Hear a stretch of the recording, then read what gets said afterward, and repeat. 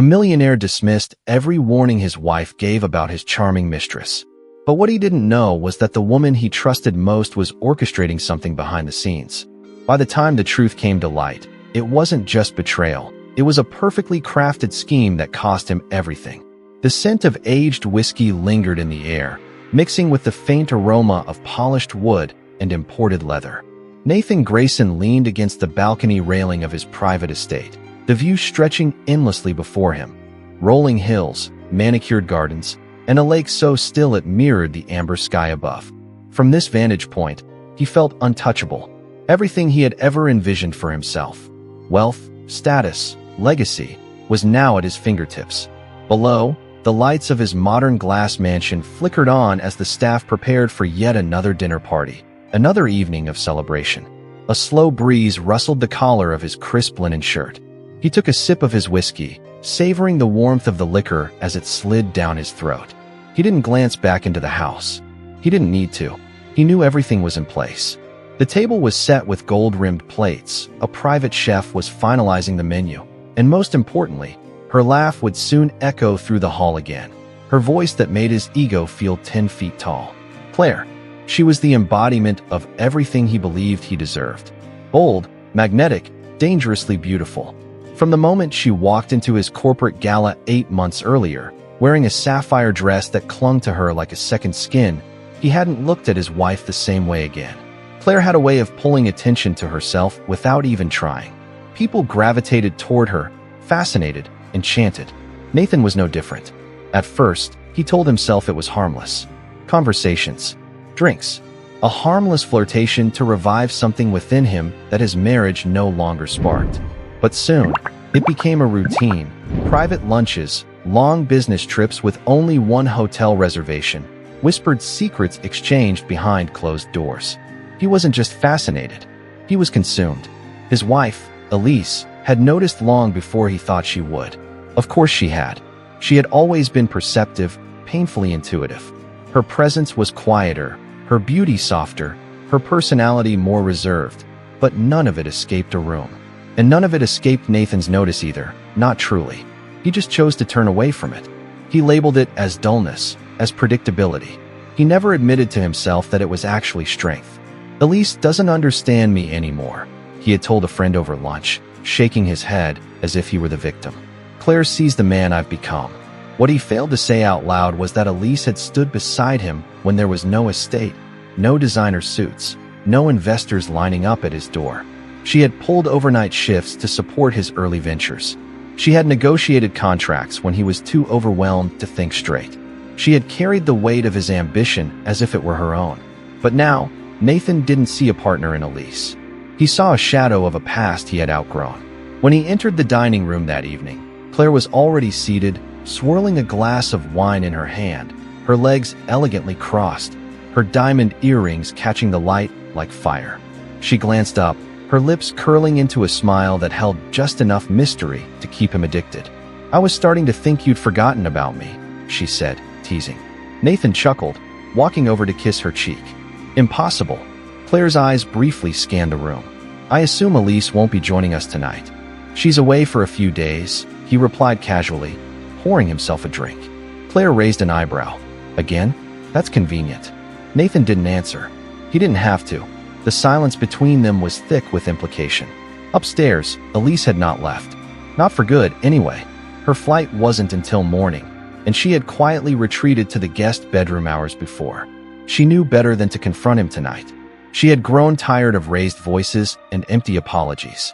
What troubled her now wasn't just the affair. She had long suspected that. What disturbed her was the way Nathan had begun to look at her like she was furniture, something familiar, functional, but no longer worth admiration. He had changed, not just his habits, but his tone, his decisions, his circle. His arrogance had deepened with every business milestone, and now he wore it like cologne, permeating every conversation, every dismissal, every smug grin. Elise had brought up concerns in recent weeks, careful, thoughtful warnings about Claire's sudden interest in company finances, her late-night calls to Nathan's CFO, her proximity to board members at social events. "Don't be paranoid," Nathan had said, rolling his eyes. "She's just interested in my world." Not everyone has ulterior motives. And not everyone's motives are obvious, Elise had replied, her voice steady. He had scoffed then, waving her off as if she were an old relic clinging to the walls of a house being renovated. Now, in the warm glow of the dining room, Nathan was too intoxicated by the illusion of control to recognize any danger. Claire talked about expansion strategies, new market ventures, real estate investments. She made suggestions so effortlessly, subtly planting ideas that seemed to come from his own mind. He admired how involved she was, how she listened and responded like a partner. "I could help you oversee some of this," she said at one point, tracing the rim of her glass. "If you trust me enough." "Of course I do," he said without hesitation. Claire smiled. That's all I needed to hear. Later that night, Elise stood on the veranda outside her room, the soft wind catching the edge of her silk robe. Her eyes lingered on the lights below, the sounds of laughter and clinking glasses floating upward like an echo from a life she no longer recognized. She wrapped her arms around herself, not because of the cold, but because she felt like a guest in her own home. She would leave in the morning, but not out of weakness. She needed space, not to run away, but to recalibrate. Something about Claire had always felt off, not because she was young or beautiful or witty, but because she was calculating. There were patterns, details Nathan was too proud to notice. Elise had seen the way Claire collected information, how she asked questions disguised as compliments, how she mimicked Elise's speech when she thought no one was listening. Nathan wasn't in control. He was being guided, and not toward greatness, but toward something darker. Elise didn't know what yet, but she was going to find out. The next morning, as her car pulled away from the estate, Elise looked back only once. She didn't cry.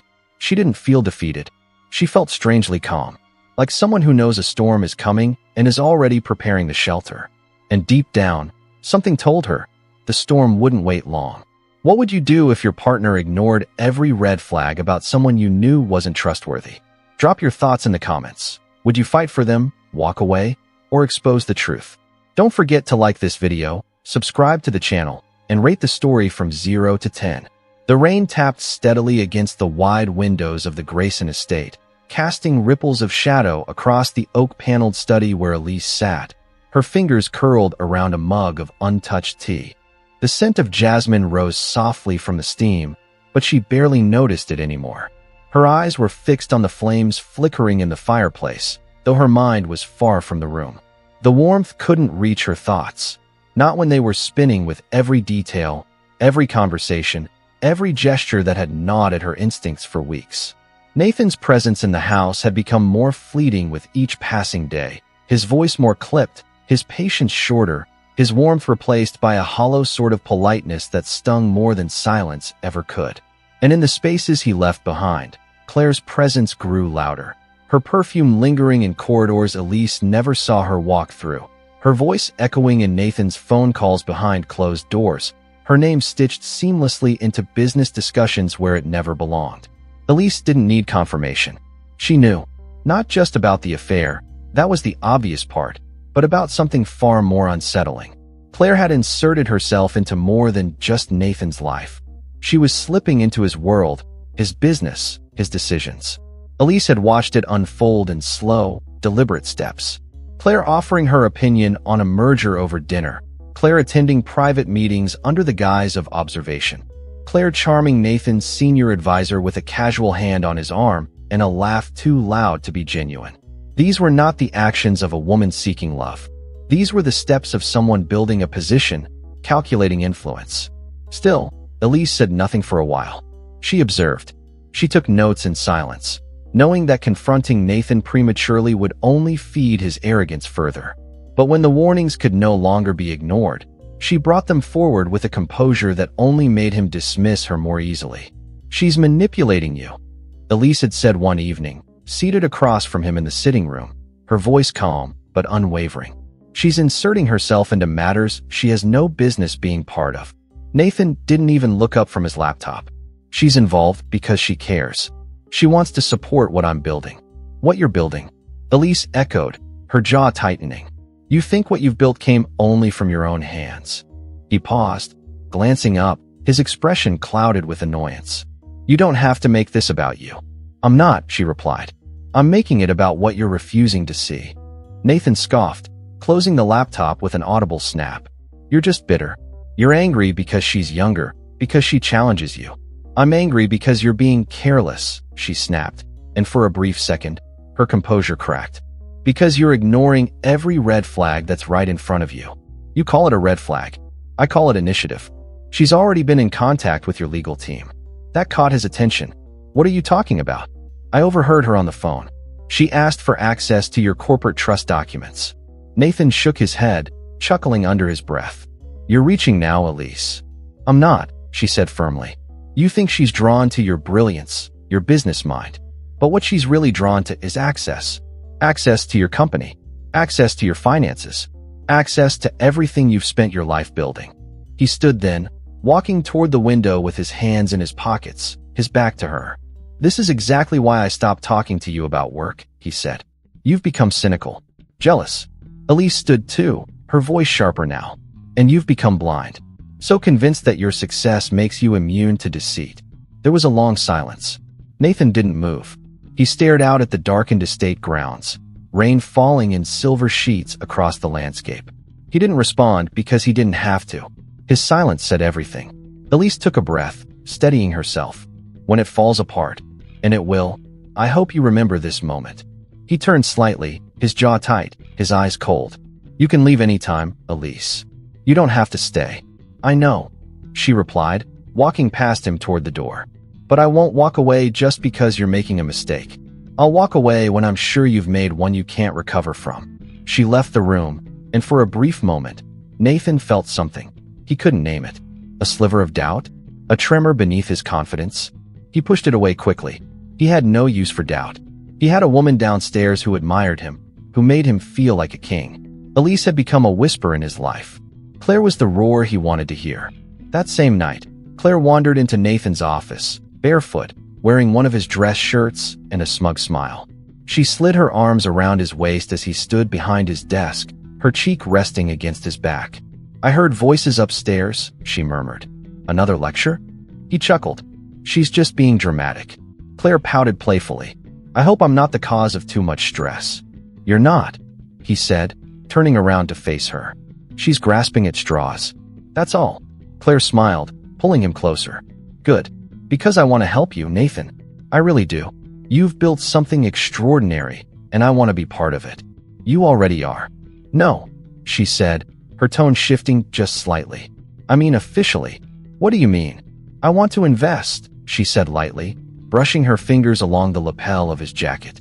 Let me buy into one of your smaller divisions. Publicly, as a show of confidence. He blinked. You want shares? Only a symbolic portion, she replied quickly. Just to signal commitment. Optics, Nathan. People see us together. They'll see unity. Influence. You're not just a businessman anymore. You're a brand. The idea appealed to his ego. He didn't question why she was so eager. He only saw an opportunity to prove her loyalty. He nodded slowly. Let's talk numbers in the morning. Claire grinned and kissed him. That's all I needed to hear. Meanwhile, Elise sat alone in the conservatory, an old notebook open on her lap. It was filled with names, contacts, financial statements, even printouts of Claire's social media history. She wasn't angry anymore. She was focused, watching, calculating. Claire wasn't just ambitious, she was deliberate, and Elise knew the type. She had seen it in the early days of Nathan's rise, the people who came with smiles and motives hidden beneath charm. The ones who didn't show their true face until the damage was done. Elise knew it well. But this time, she wasn't going to stand by and let it unfold without preparing for the impact. And as the storm rolled in deeper over the hills, Nathan slept soundly beside a woman who held more than his affection in her hands. She held the match, and soon, the fire would begin. The transition was so seamless that Nathan didn't even notice it happening. It started with small things, Claire suggesting he outsource a portion of logistics to a third-party vendor she claimed to know personally. Then it was her idea to revise the branding strategy, something she said felt too dated for a company as progressive as Grayson Holdings. Nathan, flattered by her interest, welcomed her insights. It felt refreshing to have someone by his side who not only appreciated his work, but seemed eager to contribute. He didn't see the red flags in the way she spoke with certainty about aspects of his company that no one outside his executive team should know. He chalked it up to her brilliance, to the allure of a woman who could match him intellectually and socially. Elise had always been methodical, cautious, overly analytical. Claire was instinctive, bold, energetic. Where Elise saw risks, Claire saw opportunities. At least, that's how he justified it to himself. Claire's presence at the office became more common. First occasional visits, then regular drop-ins, then eventually a permanent seat in his private conference room. His staff began to exchange awkward glances behind his back, unsure how to address her. No title, no formal role, but somehow she was always there, offering opinions during strategy meetings, suggesting changes to marketing language, even requesting internal reports under the guise of helping Nathan stay informed. When someone discreetly mentioned the discomfort to him, he dismissed it entirely. "She's here because I trust her," he had said, waving his hand as though brushing off dust. "If you have a problem with that, maybe you're not cut out for this team." The words hung heavy in the air. From that moment, no one questioned Claire's presence again. Elise watched from the sidelines as the dynamic in Nathan's company shifted. Vendors she'd known for years were replaced without explanation. Department heads were shuffled. Policies that had taken months to develop were overturned in hours. And always, somehow, Claire's fingerprints were on the decisions. She wasn't in the meetings officially, but Elise had lived long enough beside Nathan to recognize his behavioral patterns. She knew when words weren't his own. She could read it in his tone, in the sudden change in his priorities. Claire wasn't just a mistress anymore. She was becoming an architect behind the curtain. One afternoon, Elise stopped by the office to retrieve a file she had left behind during her time as Nathan's business partner, an era he now conveniently omitted when describing his success. As she entered the lobby, Claire was already there, perched behind the reception desk, laughing lightly with the new assistant. She wore a tailored cream-colored suit, the kind that suggested sophistication and strategy all at once. Elise's eyes narrowed just slightly as she walked past. Claire met her gaze and smiled. Polite, cold, rehearsed. "Didn't know you'd be stopping by," Claire said. Her tone dipped in pleasantry but steeped in something else entirely. "I didn't know I needed permission," Elise replied, walking calmly toward the elevator. Claire's smile didn't falter. "Of course not. But it's always good to give a heads up before visiting your ex-husband's workplace. Things have changed, you know." Elise turned to face her, steady and unfazed. "Yes, I've noticed." And she had. Even in that moment, she noticed how the receptionist deferred slightly to Claire, how she seemed to take cues from her posture, her tone. Claire had established herself in this place, not with authority, but with manipulation, a slow, subtle erasure of boundaries. Elise didn't say anything further. She didn't need to. She had already seen enough. Meanwhile, Nathan sat in his office, reviewing projections that Claire had helped him prepare, projections that leaned heavily on rapid expansion, high-risk investments, and thin profit margins masked by aggressive growth numbers. He liked the vision. It was daring, bold, exactly what the market needed to see. He didn't question the foundation beneath the numbers. He had grown used to relying on Claire's judgment, trusting her instincts without verifying the source. When she offered to bring in her own consultant, a sharp, young analyst named Leo who had worked wonders for other ventures, Nathan agreed without hesitation. He barely skimmed Leo's credentials, satisfied by Claire's endorsement alone.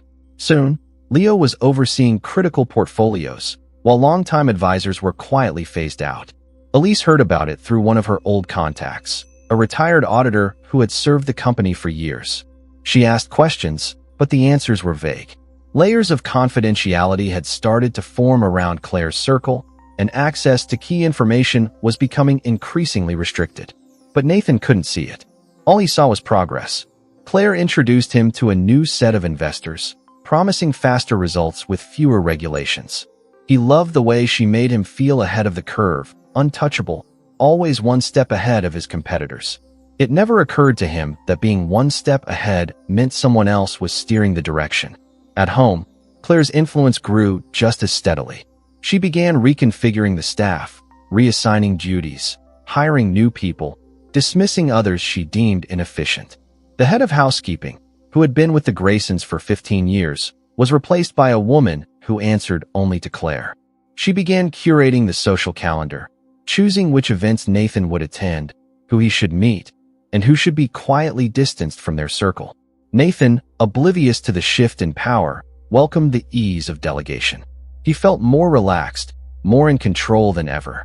Elise noticed the change in the house during a brief visit to pick up some personal belongings. The walls had new artwork, the furniture had been rearranged, and even the scent of the place had shifted. Claire had swapped out the familiar lavender candles for something sharp and musky, something that lingered even after the doors closed. Elise moved through the rooms quietly, touching the backs of chairs, running her fingers along the grand piano she used to play when Nathan still listened. In the master bedroom, a photo of her and Nathan had been replaced with a framed quote about ambition. Elise looked at it for a long moment, then walked out without saying a word. The control Claire had amassed was no accident. It was methodical. She knew when to praise, when to challenge, when to step back, and when to strike. Nathan mistook her timing for harmony, her strategy for support. He had forgotten what real partnership looked like. He had traded a foundation for a performance. Late one evening, after another dinner with potential investors, Claire nestled beside him on the couch, her head resting on his shoulder. "You ever think about what's next?" she asked softly. Nathan chuckled. "Next? Beyond Grayson Holdings. Beyond tech. Beyond numbers. Legacy, Nathan. What are you really building?" He stared at the fireplace, her words sinking in like seeds. "Something bigger than just profit," he said after a pause. "Something lasting." She nodded slowly. "Exactly. That's why you need people around you who see the vision, who won't hold you back with old habits and outdated thinking."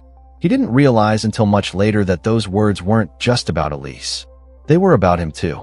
The days grew quieter for Elise, not because there was less to see, but because the noise that once filled her world had been replaced by a steady, chilling silence. It was the kind of silence that didn't comfort, it unsettled. The kind that didn't mean peace, it meant erasure.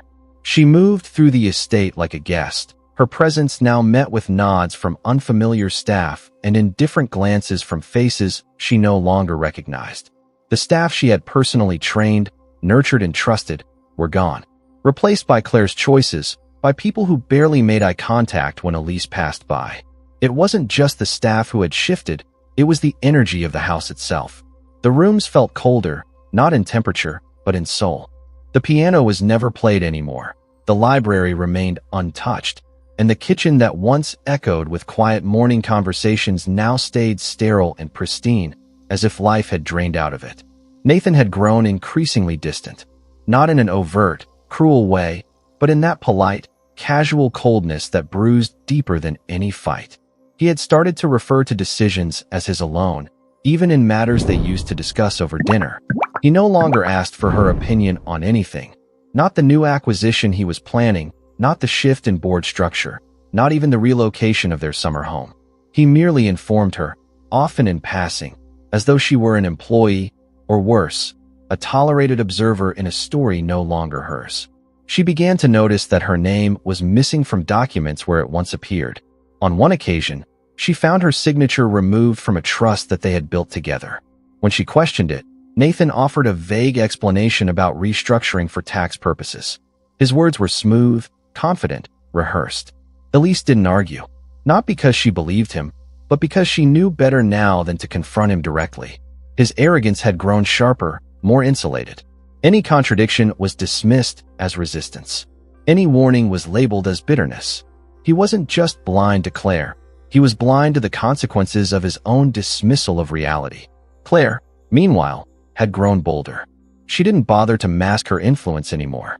She held casual meetings in the estate's sunroom, used the private study for confidential calls, and had taken to using Nathan's office on weekends to organize documents that Elise wasn't allowed to see.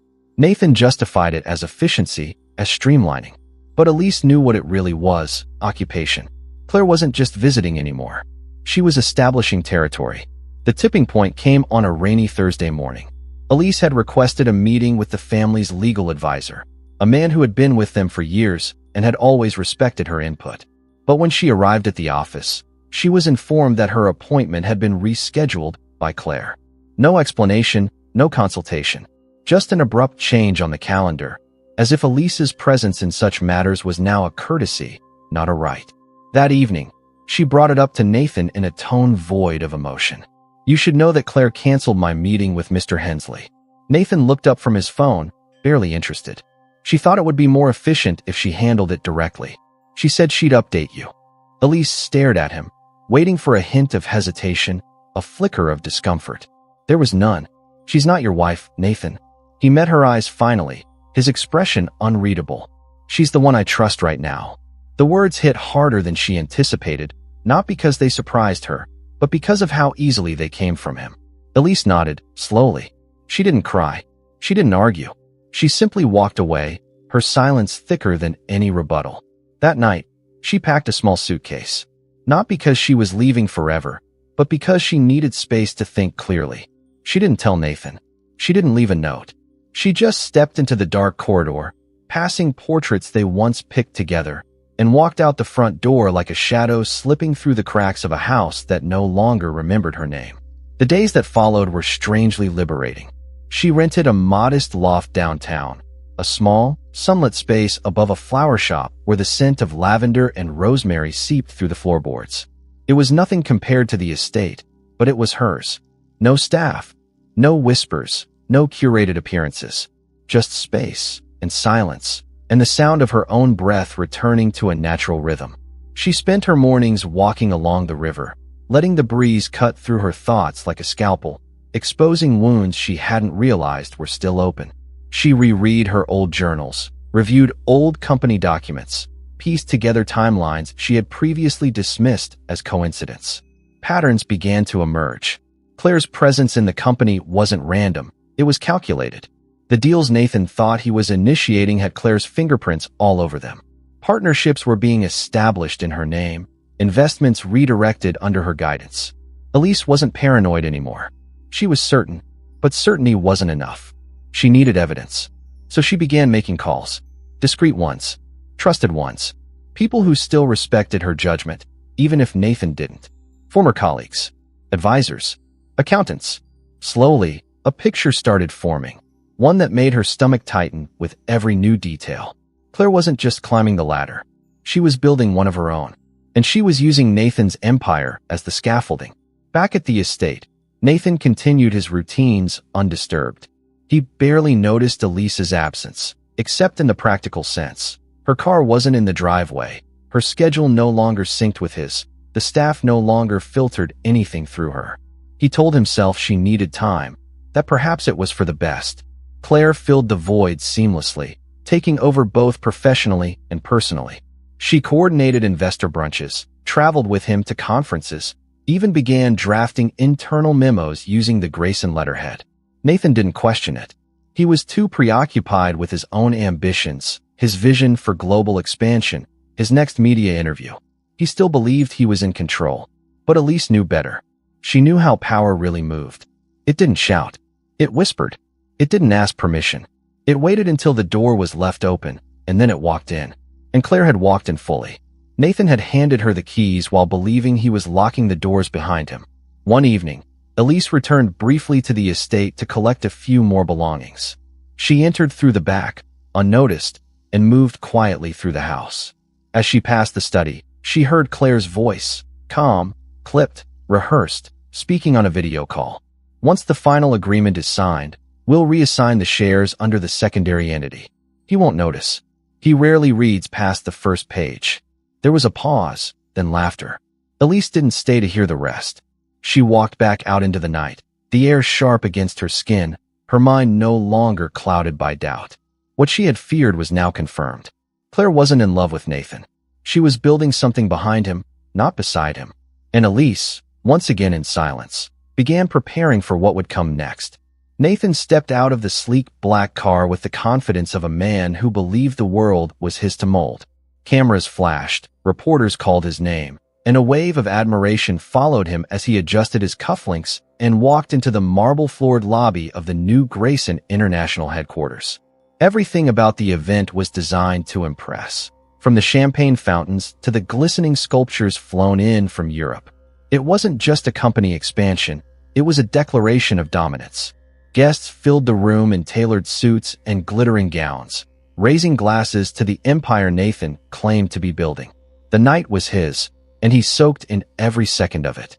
Claire walked beside him, her hand wrapped loosely around his arm, her dress flowing like silk smoke behind her. She smiled at the cameras, whispered greetings to high-profile investors, and exchanged cheek kisses with venture capitalists she had only recently met but treated like old friends. To the crowd, she was elegance personified, a modern muse guiding a visionary leader. To Nathan, she was a symbol of everything he had achieved, everything Elise never embodied. She was young, polished, articulate, and bold. She knew what to say, when to say it, and how to make every person in the room feel like they were part of something extraordinary. Elise had been graceful, yes, but quiet, cautious, practical. Claire, on the other hand, was movement, light, and momentum. She matched the pace of his ambition, or so he thought. Behind the scenes, however, things were beginning to crack. Elise knew it. She had seen this kind of illusion before, success that sparkled on the surface but trembled beneath the weight of its own overreach. From her downtown loft, she watched the gala unfold through live streams and press articles, noting carefully every name mentioned, every corporate partner credited, every financial figure disclosed. She kept a notebook by her side, scribbling down inconsistencies and timelines, watching Claire's influence grow not just within the company, but within the narrative surrounding Nathan himself. Inside the event, Nathan took to the stage. Applause filled the hall as he raised a hand to silence the crowd. "Tonight marks a new era for Grayson International," he began, his voice echoing through the room with practiced authority. "This is more than an expansion, it's a revolution. A bold step forward into a future where we lead not just in innovation, but in impact." The crowd erupted in cheers, but Claire's eyes weren't on the audience. They were on a group of board members standing near the back, exchanging glances with subtle nods. Elise had warned Nathan about those men months ago, about their opportunistic motives, about how easily they swayed alliances based on the winds of profit. Nathan had ignored her then, as he always did. Now, those same men were aligning themselves with Claire, smiling politely, but offering handshakes only to her when Nathan turned his back. The days that followed the event were a whirlwind of interviews, headlines, and investor calls. Nathan reveled in it. He wore his success like armor, parading Claire beside him like a trophy. He began distancing himself even more from the original leadership team. Longtime collaborators were pushed aside. Elise's name was removed from internal archives. Her presence in the company's foundational narrative was edited out in boardroom presentations and press kits. It wasn't just erasure, it was revisionism. But while Nathan celebrated in front of cameras, Elise was building something in the shadows. She had quietly reconnected with former allies, individuals who had once worked for Grayson Holdings before Claire's reshuffling. People who remembered Elise not just as Nathan's wife, but as a brilliant strategist in her own right. They welcomed her calls with a sense of nostalgia and curiosity, unaware that what she was piecing together wasn't just a puzzle. It was a map leading to something deeper than betrayal. A scheme, perhaps, a plan buried beneath layers of flattery and ambition. Nathan, meanwhile, was making bolder decisions. Under Claire's encouragement, he approved an aggressive acquisition plan, targeting smaller startups and promising massive returns. She claimed it was a calculated risk, that the market was ripe, that the momentum from the gala had to be used strategically. Nathan didn't read the fine print. He signed without hesitation, trusting the summaries Claire provided and the projections Leo prepared. Documents passed through his hands quickly now.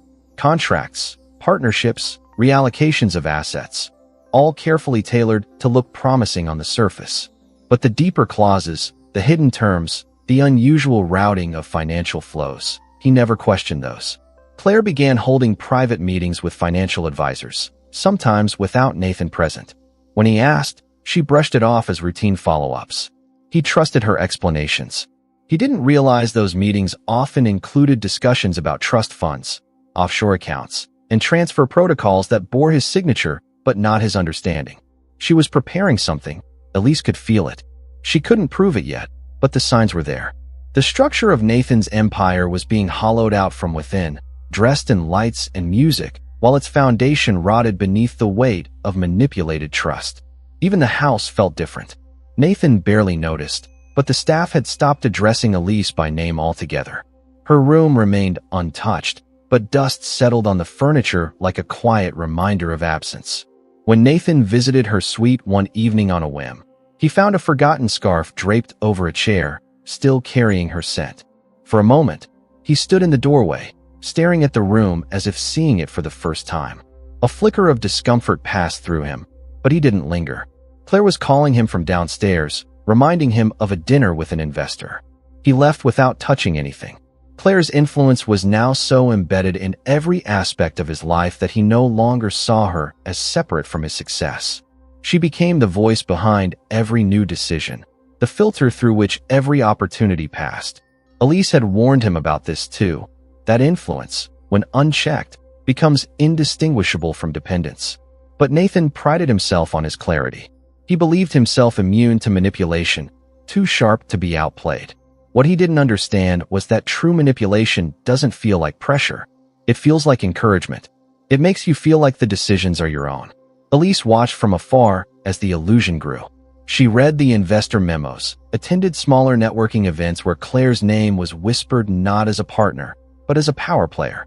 She kept her distance, but her presence was still felt in subtle ways. Questions raised in meetings, old allies showing renewed interest in her opinions, murmurs in corridors about her quiet reappearance in industry circles.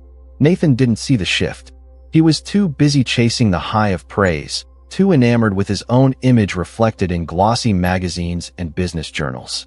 But Elise saw it all, and she knew the fall wouldn't come from outside forces.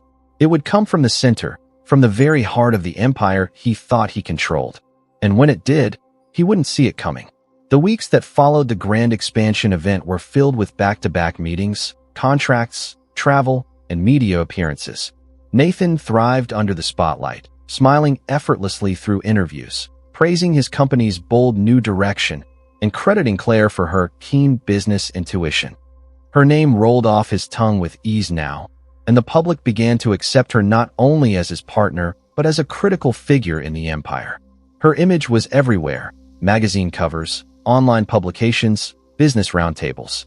She played the role perfectly, poised, insightful, ambitious. Nathan liked to believe he was in control of all of it, that Claire was simply enhancing his vision. But the truth was beginning to unravel, slowly and subtly, behind the curtains of his fast-moving success. At first, the signs were small. A delayed payment to a supplier, an unusually vague financial report from the accounting team, an unreturned call from a long-term investor who, days later, sent word through an assistant that they were re-evaluating their commitment to Grayson International. Nathan brushed it all off as growing pains. Rapid growth brought complications. He had seen it before in other companies, and he wasn't about to panic over a few hiccups. Claire reassured him constantly. She would sit beside him in his office, reviewing spreadsheets she had barely glanced at, offering confident explanations that soothed his doubts. And he believed her, because believing her was easier than admitting something might be off. Meanwhile, Elise was piecing together a network of confirmations. Former advisors, disgruntled employees, industry insiders. Everyone had a story, a pattern, a detail that didn't make sense until it was put next to others. The picture forming was grim. Claire had redirected several internal funds through shell entities. Leo, the analyst she brought in, was linked to at least 3 companies involved in questionable financial practices. Some of the partners Nathan had welcomed with open arms were quietly shifting their capital into side ventures Claire had orchestrated. The documents Elise managed to access were incomplete, but enough to outline a very deliberate pattern of asset fragmentation. The company wasn't being led, it was being carved out. Nathan, however, was still oblivious. He stood before his staff at quarterly meetings, offering speeches about agility, innovation, and trust. He visited new office branches and cut red ribbons with pride. But the energy in his team had changed. Departments operated with an air of unease. Senior staff were cautious, whispering behind closed doors, exchanging looks during meetings whenever Claire issued directives without consultation. Some began discreetly seeking opportunities elsewhere, unwilling to remain under the thumb of a structure that was starting to show stress fractures. Nathan noticed the tension but misunderstood it. He attributed it to resistance from outdated minds, people unwilling to adapt to a faster pace, not to deeper, hidden concerns. Claire's control expanded further. She proposed a restructuring of leadership roles, presenting it as a strategy to streamline operations. Nathan approved it without hesitation. Within a month, loyal managers who had been with the company from its early days were reassigned or subtly edged out. Claire replaced them with individuals from her network, people Nathan had never heard of, but who carried impressive resumes and spoke with the same polished confidence she did. Their allegiance, however, was not to Nathan or to the company. It was to Claire and whatever private playbook she was working from. Elise observed it all with a quiet intensity. She didn't interfere directly, not yet. She was waiting for the precise moment when the cracks would become undeniable, when Nathan could no longer argue against the truth. She had started documenting everything: emails, contracts, dates, transactions. She kept records stored in multiple locations, ensuring that nothing would disappear if Claire tried to bury it. And through it all, Elise remained calm, detached, but not indifferent. She was preparing, not reacting. One evening, Nathan received an unexpected call from the company's compliance officer, a woman named Judith who had always kept her distance from internal politics. Her voice was firm but uneasy. "I need to speak with you privately," she said. "There are inconsistencies in the last quarter's expense reports, and some of the new vendor partnerships, they're flagged for irregularities." Nathan furrowed his brow. "What kind of irregularities?" "I'd prefer to show you in person," Judith replied. "I don't want to discuss this over the phone." He agreed reluctantly, but before the meeting could take place, Claire intercepted the conversation. She visited his office the next morning, arms crossed, lips tight. "Judith is creating unnecessary noise," she said sharply. "She's resistant to change. Her team has been slow in adapting to our new systems." Nathan hesitated. She said she found some discrepancies. "Discrepancies?" Claire laughed. "Nathan, she's paranoid. I reviewed the same reports. They're fine. She's threatened by the new structure and trying to cover her incompetence." Still, something in her tone gave him pause. But Claire, sensing his doubt, stepped closer, placing a hand on his chest. "Trust me," she said softly. "You don't need to waste time chasing ghosts." And so, once again, he dismissed the warning. But Judith wasn't the only one raising concerns. Within days, another advisor came forward privately to express hesitation about a recent investment Claire had pushed through. Elise learned of it through one of her sources and cross-referenced it against her data. The numbers didn't lie. Claire's investments weren't just risky. They were built on misleading valuations, designed to appear profitable while bleeding capital into third-party structures. Nathan, however, remained convinced everything was fine. He took Claire on a weekend trip to Napa Valley to celebrate the company's rising media presence, hosted dinners with new partners, and ignored emails from staff raising concerns. He believed what he wanted to believe, that his success was unshakable, his choices wise, and his instincts infallible. Back in her loft, Elise stared at the final set of documents she had collected. A clear trail, a pattern so blatant it shocked even her. Claire wasn't just draining the company. She was building a separate entity, siphoning power and money through Nathan's own hands. The schemes were hidden behind charm and paperwork, behind smiles and champagne toasts. Elise realized there was only one way to bring it to light. She would need help from someone within the company, someone with access, someone Nathan still trusted. And she knew exactly who to call. The sound of a champagne cork echoed in the private dining room of one of the city's most exclusive clubs, a soft pop that coincided with Nathan's laughter as he leaned back in his chair, glass in hand, eyes glinting under the dim lighting. Around him sat three newly onboard partners, men who spoke in polished tones, offering rehearsed compliments and subtle praises that Nathan absorbed like fuel. Claire sat beside him, her hand occasionally brushing his arm, her smile unwavering as she guided the conversation with elegant ease. She laughed at the right moments, shifted topics when necessary, and offered sly insights into upcoming ventures that made the men lean in, intrigued. Everything was running like a well-oiled machine, at least on the surface. What Nathan didn't notice was how little he actually spoke about the core of his company anymore. He no longer talked about operations or long-term goals. The conversation was driven by projections he hadn't created, reports he hadn't reviewed, numbers Claire had summarized on his behalf. He was beginning to speak from scripts she fed him, trusting her bullet points and ignoring the discomfort growing in the pit of his stomach.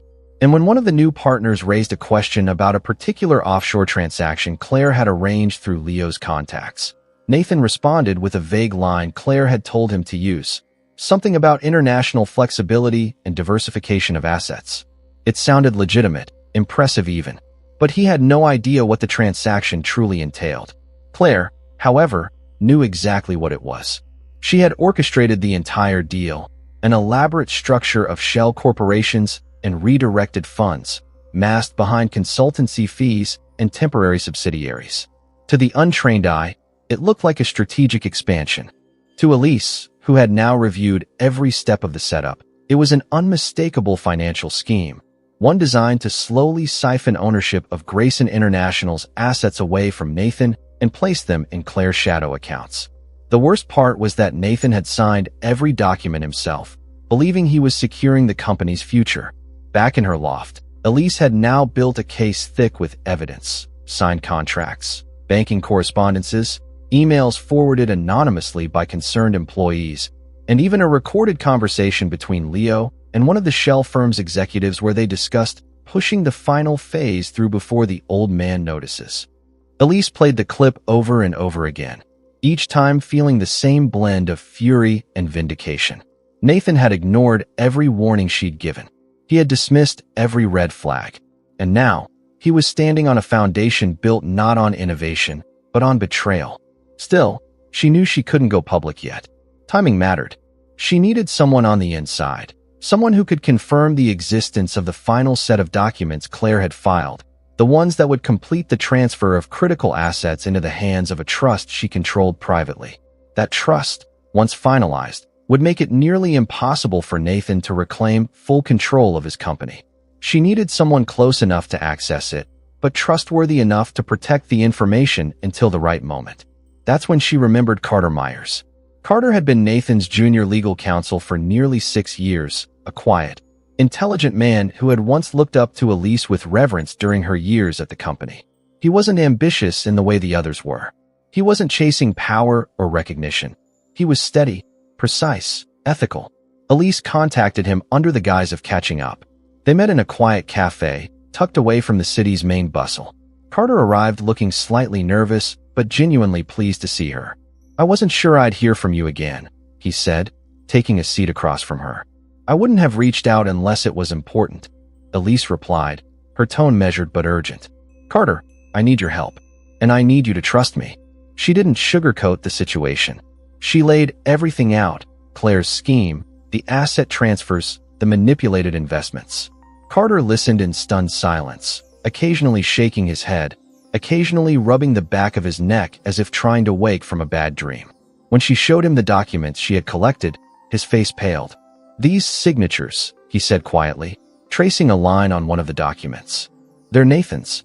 But this structure, it's not protecting him. It's cutting him out. That's what I've been trying to tell him," Elise said, her voice low. "But he won't listen to me." Carter looked up, eyes heavy. "He won't listen because he doesn't think it's possible. He still thinks Claire is just a woman in love." Elise nodded. "And by the time he realizes otherwise, it'll be too late." Carter hesitated. "There's one more document you haven't seen," he said slowly. "I wasn't sure what it was at first, but now I understand."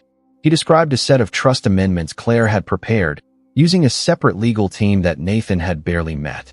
It included a clause that would allow Claire to act as a proxy executive in the event of unforeseen instability, a vague term that could be interpreted in multiple ways. Elise knew immediately what it meant. Claire was positioning herself to take full executive authority, even if temporarily, long enough to finalize the full financial takeover. "Can you get me a copy?" Elise asked. Carter hesitated again. "If I do this, I could lose everything." Elise leaned forward. "Or you could stop the company you believe in from being gutted from the inside." He didn't answer right away, but Elise saw the resolve in his eyes. At the same time, Nathan was preparing for another investor summit. He rehearsed his speech in front of the mirror, adjusting his tie, repeating lines Claire had suggested. He didn't notice the way she had stopped sharing full reports with him. He didn't question why the finance team no longer included him in weekly updates. He was too absorbed in his image, in the illusion of leadership, to see how far he had drifted from actual control. That evening, after returning home from the office, Nathan found Claire in his study, her phone pressed to her ear, her tone hushed but assertive. She ended the call abruptly when she saw him. "Everything okay?" he asked. "Just confirming logistics for the summit," she said smoothly. Nathan nodded, but something about her tone lingered in his mind. Still, he said nothing. Claire crossed the room, wrapping her arms around him. "You're going to be brilliant tomorrow," she whispered. "This is your moment, Nathan." But it wasn't his moment. Not anymore. Across town, Carter placed a sealed envelope into Elise's hands. "This is everything," he said softly. "If this doesn't convince him, nothing will." And Elise, with steady hands and a heart beating louder than ever, nodded. The storm had arrived. Now came the lightning. The summit began under a sky so perfectly blue it could have been painted, and Nathan took it as a sign, an omen, even, that his streak of success was untouchable. The venue, a sprawling glass conference center overlooking the city's skyline, buzzed with the energy of prestige and ambition. Investors arrived in sleek town cars, executives in bespoke suits exchanged polished greetings, and media outlets lined the entrance, eager to capture the narrative of the self-made mogul continuing his unstoppable ascent. Nathan shook hands, smiled for cameras, and stood at the center of the attention like it was the throne he'd been destined to sit upon. He had rehearsed every line, memorized every metric Claire had prepared, and repeated every projection until it rolled off his tongue like second nature. He wasn't just prepared, he was convinced. Convinced that what he was presenting wasn't a carefully stitched illusion, but a genuine vision for the future. Claire stood beside him like an extension of his power. She charmed the press, fielded questions from curious attendees, and whispered encouragement into Nathan's ear between segments. She was everywhere, gliding from group to group, maintaining control of the narrative, subtly directing conversations with practiced ease. Nathan didn't notice how often she answered questions meant for him, or how frequently she pulled him away from uncomfortable inquiries. He was too focused on the way people looked at him, with admiration, envy, and validation. He believed the empire was thriving. But behind the elegant smiles and the crystal chandeliers, Elise knew better. And so did a few others. Carter had been quiet since handing Elise the trust amendments. He returned to his office and resumed work as though nothing had changed, but his gaze lingered longer on Claire's staff, his ears tuned more sharply to whispered conversations. He knew something big was approaching. So did Judith, the compliance officer, who had finally found enough courage to send an anonymous report to the board detailing inconsistencies in fund allocations.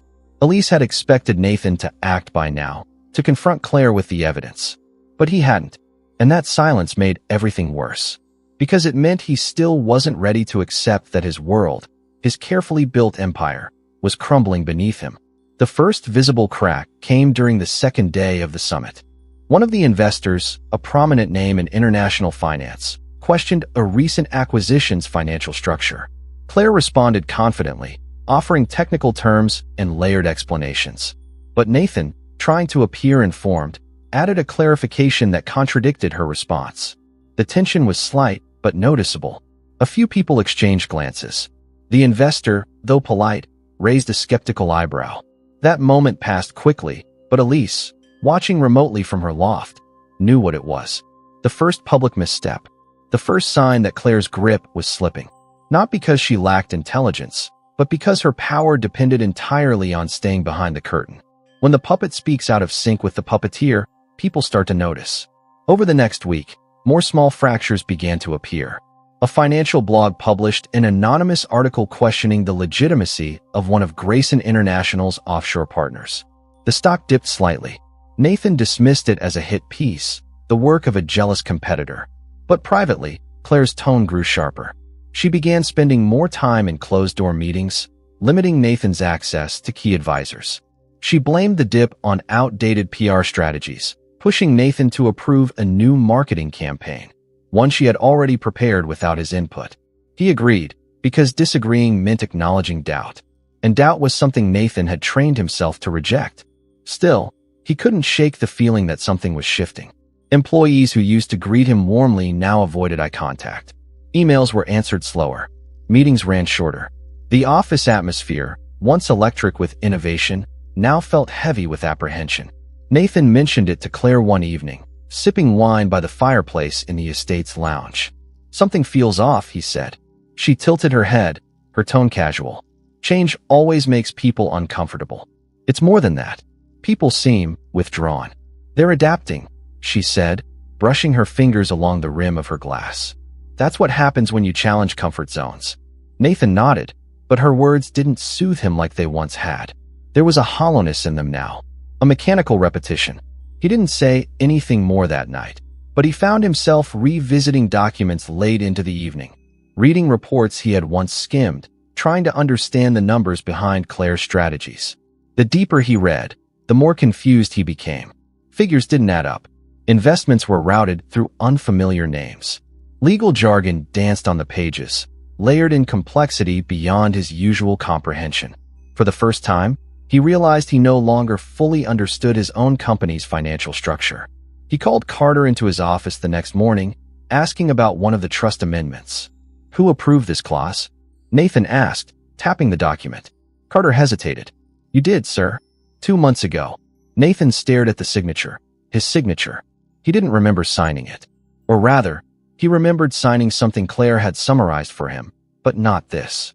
Not the clause that allowed her to act as an executive proxy. "Why didn't anyone flag this?" he demanded. "I tried," Carter replied carefully. But Claire insisted it was part of a temporary restructuring strategy. She said it was your idea. The words stung, not because they were surprising, but because they sounded exactly like something Nathan would have believed at the time. He waved Carter off, muttering under his breath, then spent the rest of the day buried in documents. He began seeing patterns, subtle shifts in asset control, language that favored Claire's legal authority, banking arrangements that required her co-signature. He confronted her that evening, holding a folder of papers. "I want answers," he said, placing the folder on the table. Claire didn't flinch.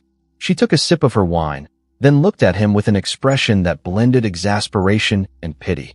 "Nathan, you're letting paranoia get the best of you. These clauses, these transactions. You didn't tell me everything. I told you what you needed to know."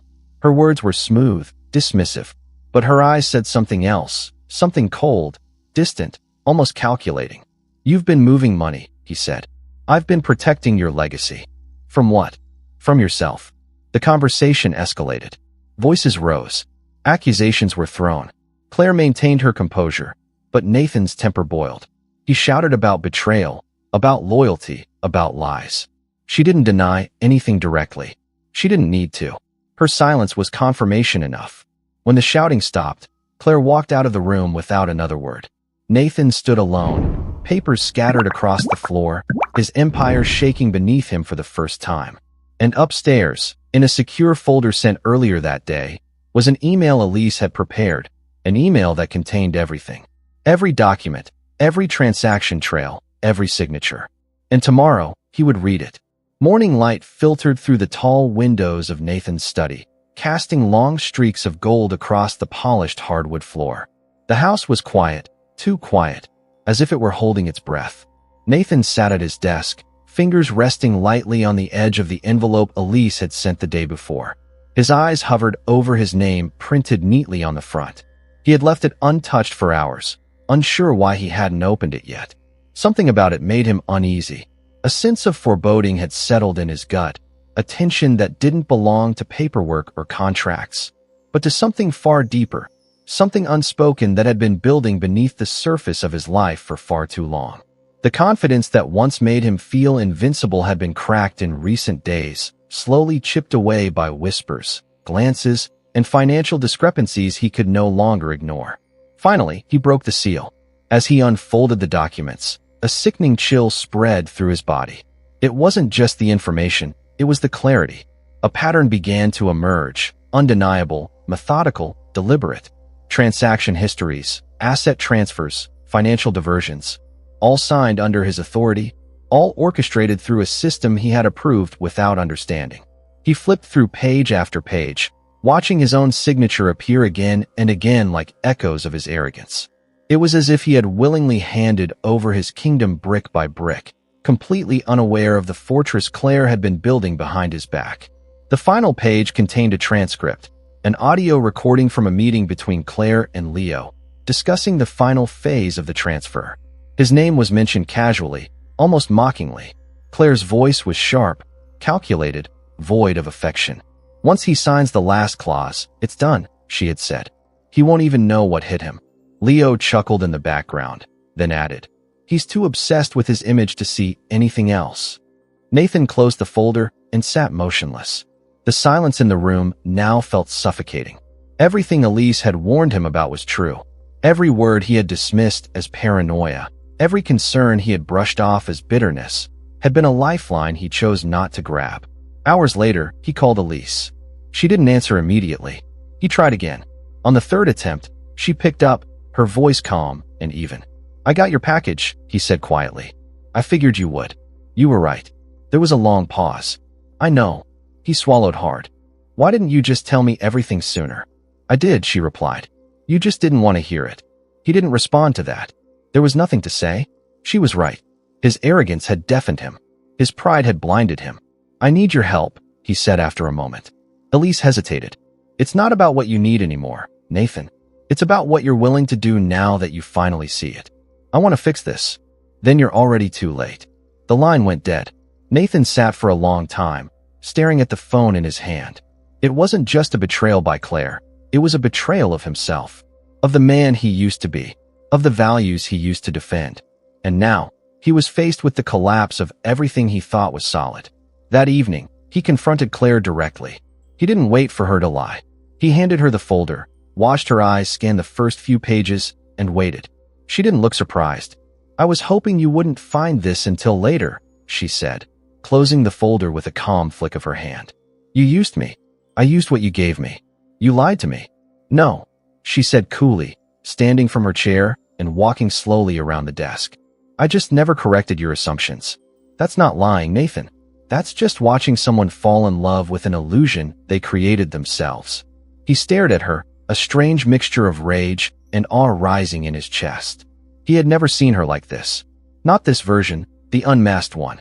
There was no pretense now. No affection. No softness. Just cold, hard truth. How long have you been planning this? She smiled. Long enough. And Leo? My partner. In business, not in romance. That part was just for you. He clenched his fists. Why? Because you were easy, she said simply. You were arrogant. You underestimated everyone around you, including your wife. Nathan stepped back, shaking his head, trying to breathe through the weight pressing against his chest. You ruined everything. No, Nathan. You did that all by yourself. I just collected the pieces. He wanted to scream, to throw something, to lash out. But instead, he walked out. He left the house, got in his car, and drove aimlessly through the city streets, headlights blurring against a skyline that now felt foreign. He couldn't go home. He had no home now. That place had become Claire's fortress. The company? Already lost. The accounts? Inaccessible. The board? Silent. The media? Soon to follow. He had nothing left to stand on but regret. When he finally stopped driving, he found himself in front of a building he hadn't visited in months, Elise's loft. He didn't know why he went. Maybe to apologize. Maybe to explain. Maybe just to feel something real again. She opened the door, surprised to see him. He looked tired, broken, older than she remembered. Can I come in? He asked. She stepped aside. He entered the small space, so different from the opulence he was used to, yet somehow warmer, more honest. He sat on the couch, hands shaking. I didn't know who else to go to. I'm not here to fix you, she said gently. I know, but you're welcome to sit in silence until you remember who you used to be. He nodded, tears filling his eyes. For the first time in years, he had nothing left to hide behind. And that, perhaps, was the beginning of something real. The echo of silence was different now. It wasn't the hushed calm of a home at rest or the temporary pause between two moments of noise. It was a silence born from abandonment, from the absence of movement, of life, of purpose. Nathan sat alone in the estate's grand living room, the same room where countless celebrations had once been hosted, where laughter had flowed with the wine, where investors toasted to a future that now lay in ruins. The chandelier above him cast a faint glow over the empty armchairs and untouched glasses on the bar cart. remnants of a world that had evaporated faster than he could comprehend. He hadn't slept. Not really. Each hour brought another wave of realization, another memory of a document he hadn't read, a signature he hadn't questioned, a conversation he had dismissed with arrogance. The media was already buzzing. Headlines painted a portrait of a fallen titan, a self-destructive executive who had handed his empire to someone he barely understood. Financial commentators speculated on how a man once praised for his vision could have overlooked the storm forming within his own walls. Claire had vanished. The last trace of her was a resignation letter left on his desk, professionally worded, devoid of sentiment. She hadn't even said goodbye. No confrontation, no lingering drama. Just an exit as precise and calculated as everything else she had done. She had left with millions. Not in cash, but in equity, in legal control, in assets that now belonged to shell companies connected to her name. Nathan's personal accounts had been frozen. The board had invoked an emergency clause to remove him from decision-making positions pending an internal investigation. Investors were pulling out in waves, and pending deals were either renegotiated without him or canceled entirely. The company's legal team was scrambling to recover what they could, but with most of the trail pointing to Claire's independent activity, ironically sanctioned by Nathan's own signatures, there was little ground to stand on. The very structures he had agreed to implement for strategic flexibility were the same that now insulated Claire from accountability. Nathan wasn't just betrayed. He had made himself the architect of his own downfall. He stared at the empty fireplace, the same one where Claire had once curled up beside him, whispering dreams about legacy and vision. He wondered now if anything she had said had ever been genuine. Had there been a single moment of sincerity, or had he simply been a project to her, a stepping stone carved from ego and wealth? He thought about the early days with Elise, the quiet strength she had carried, the way she had warned him without bitterness, had seen through Claire before anyone else. He had silenced her with pride, had mistaken loyalty for limitation, had labeled caution as jealousy.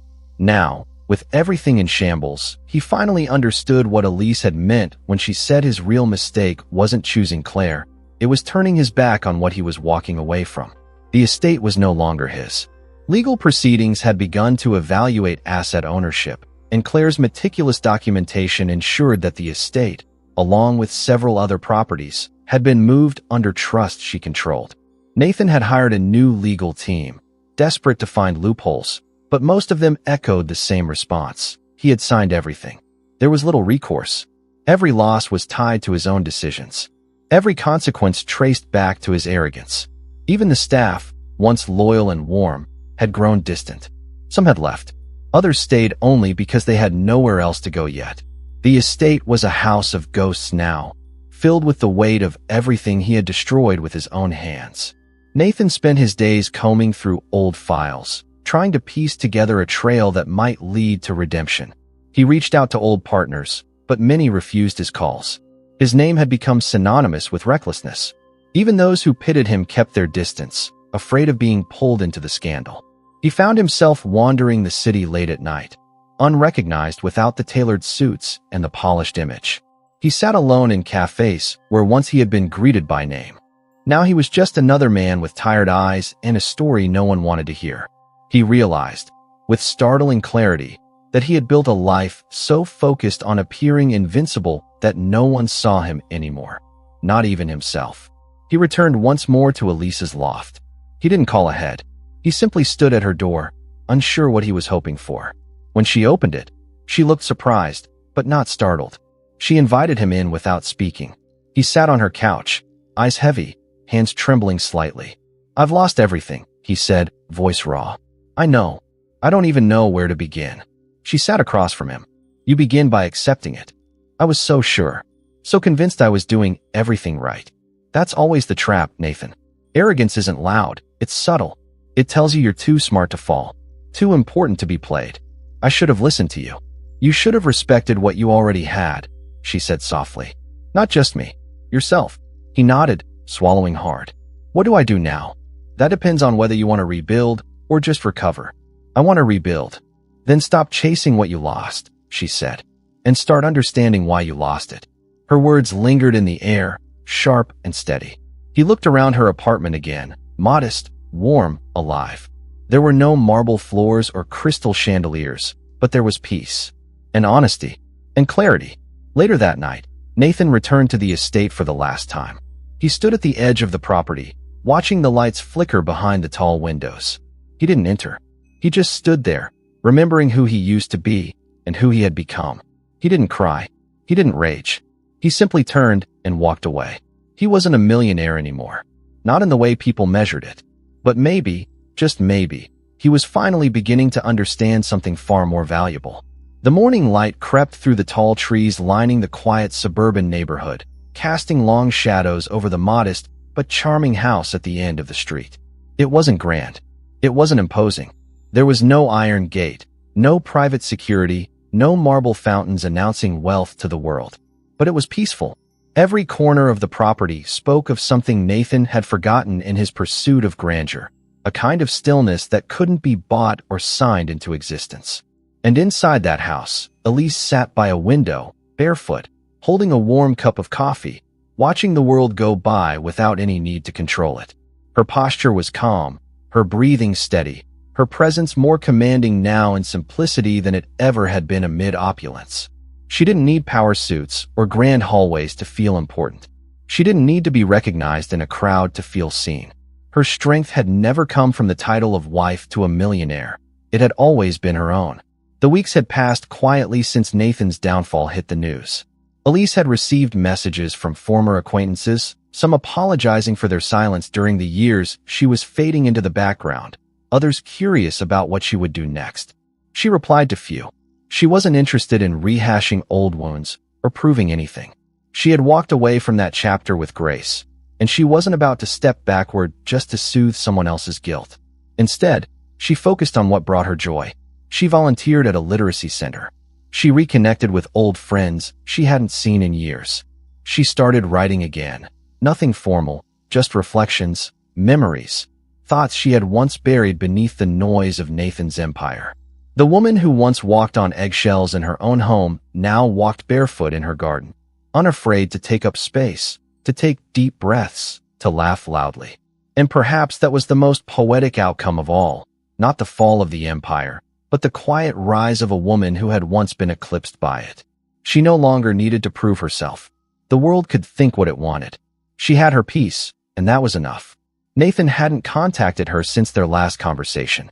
She didn't expect him to. She assumed he was somewhere, trying to pick up the pieces of a life that had been built more on illusion than substance.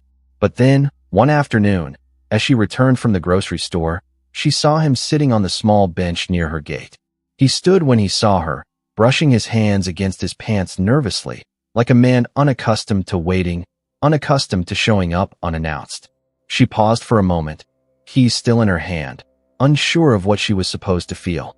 He looked different, slimmer, older, a little more human. The sharpness in his features had softened, the confidence in his stance now tinged with humility. He didn't speak immediately. He just looked at her with quiet eyes, eyes that had seen their own blindness too late. "I was in the neighborhood," he said finally. She raised an eyebrow. "That's convenient. I wanted to talk." She didn't move to open the gate. "What could you possibly say that you haven't already said with your silence?" Nathan nodded slowly, taking the weight of her words without defense. "I'm not here to ask for forgiveness. I know I don't deserve that. I needed to thank you." "For what?" she asked, arms folded. "For seeing me clearly when I didn't even see myself," he replied. "For trying to warn me. For standing quietly when I thought noise was strength. You were the only person who ever told me the truth, even when I didn't want to hear it." She looked at him for a long time. Not with anger, not with sorrow, but with a kind of distant kindness that comes when the heart has healed and no longer needs closure. She didn't rush to respond. She let the silence speak first. "I don't hate you," she said softly, "but I don't miss you either." "I didn't expect you to," he said. "I'm not the woman you left anymore." "I know. I can see that." She looked down briefly, then back at him. "I hope you find something real, Nathan. Not success, not reputation. Just something real." "I'm trying," he said. "For the first time in years, I'm really trying." She nodded. "That's a start." He didn't ask to come in. He didn't linger. He simply offered a gentle smile, one that felt more like gratitude than regret, and turned to leave. As he walked down the sidewalk, He paused and turned one last time. Take care of yourself, Elise. I've been doing that for a while now. And with that, he disappeared around the corner. Inside her house, Elise placed her groceries on the counter and stood quietly for a moment, letting the encounter settle in her mind. She didn't feel triumphant. She didn't feel vindicated. What she felt was peace. The kind that comes not from revenge or victory, but from knowing you didn't let the world harden you. That even when you were dismissed, underestimated, and pushed aside, you didn't lose yourself. She walked to her desk, opened her notebook, and picked up her pen. Today, she wrote, the past came to visit. But it didn't stay. And that, she thought, was more than enough. The air was colder than usual for spring, a quiet crispness settling over the city as the sun began its slow descent, casting long shadows across the buildings and sidewalks. Nathan stood beneath the old elm tree in the park, the same one he used to pass without notice on his way to meetings, blind to anything that didn't involve a conference room or a stock report. Now, it was the only place that gave him a sense of stillness. The bench nearby was empty, a place where he'd often sit in recent weeks, watching strangers pass, listening to the mundane conversations of people who didn't know his name and didn't care who he used to be. He found comfort in that anonymity. It stripped away the weight of reputation and left behind something raw and honest.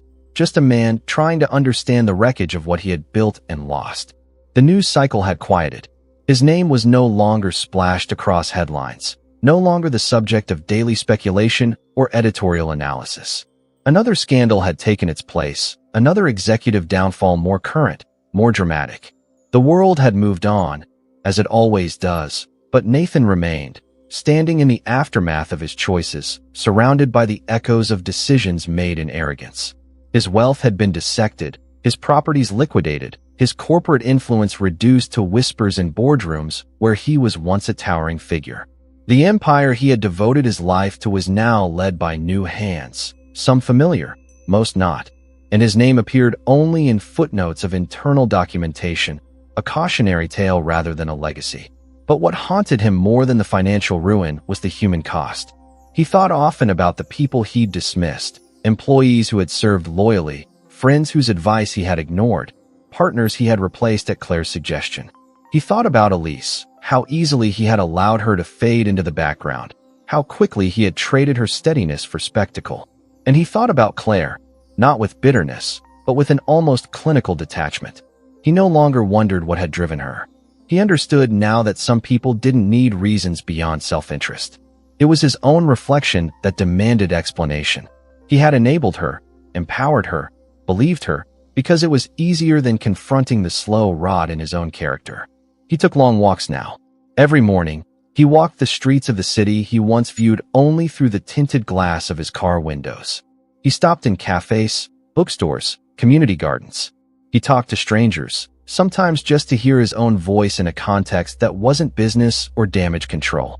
He volunteered at a youth development program, tutoring teenagers in financial literacy, a skill he now understood should come with lessons on ethics, humility, and discernment. The irony wasn't lost on him. Teaching integrity when he had once traded his for applause felt like redemption and penance in equal measure. Sometimes he caught glimpses of Elise from afar. He never approached her without invitation, but he would see her walking through the market, laughing with a friend, sitting at a cafe with a book in her hand. There was something radiant about her now, a quiet authority, an undeniable presence that didn't need noise to be felt. He admired her from a distance, not with longing, but with respect. She had rebuilt herself from the ruins he left behind, not through revenge or spectacle, but through intention and grace. That, he realized, was true strength, not dominance or control, but resilience. Not being unshaken, but choosing to rise again with a steadier foundation. One afternoon, he received a letter. It was from one of his former employees, someone he barely remembered by name, but whose words struck deeply. The letter thanked him, not for leadership, but for finally acknowledging the harm he had caused. The employee had heard about his recent work at the community center and simply wanted to say that watching someone take accountability had restored a bit of their lost faith. Nathan sat with that letter for hours, reading it over and over, unsure whether it offered closure or a deeper challenge. He had thought redemption would feel like a clean slate, but in truth, it felt more like a lifelong responsibility. He reached out to Elise once more, not to ask for anything, but to offer something. He had come across an old portfolio she had designed in the early days of the company, a visionary plan for sustainable development that had been shelved when more profitable ventures took precedence. He sent it to her with a short note. "This was brilliant then. It still is now. I'm sorry it took me this long to see it." She responded 2 days later. Her message was brief. "Thank you. I hope you keep learning. I hope you don't stop." And he didn't. He started consulting for small businesses, not for profit, but for purpose. He used his knowledge to help others avoid the same pitfalls, to build systems rooted in clarity rather than control. He mentored young entrepreneurs, not by offering shortcuts, but by emphasizing reflection and ethics. He spoke occasionally at workshops, not about success, but about failure and what it teaches when one is finally willing to listen. And in every conversation, every room, every quiet exchange, he carried the weight of his past not as a burden, but as a guide. His life wasn't glamorous anymore. He lived in a modest apartment, drove an old car, made his own coffee. But his days had meaning, and his nights brought rest. He had learned to measure value not by wealth, but by how he moved through the world, what he contributed, what he acknowledged, what he changed. And perhaps most importantly, what he finally understood.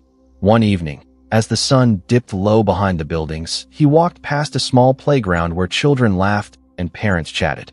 He paused, watching the simplicity of joy, the honesty of connection. He felt the wind against his face, carried by a season changing. He thought about everything he had lost, and then about everything he had found in its place. Not replacements, not compensation, but a different kind of wealth.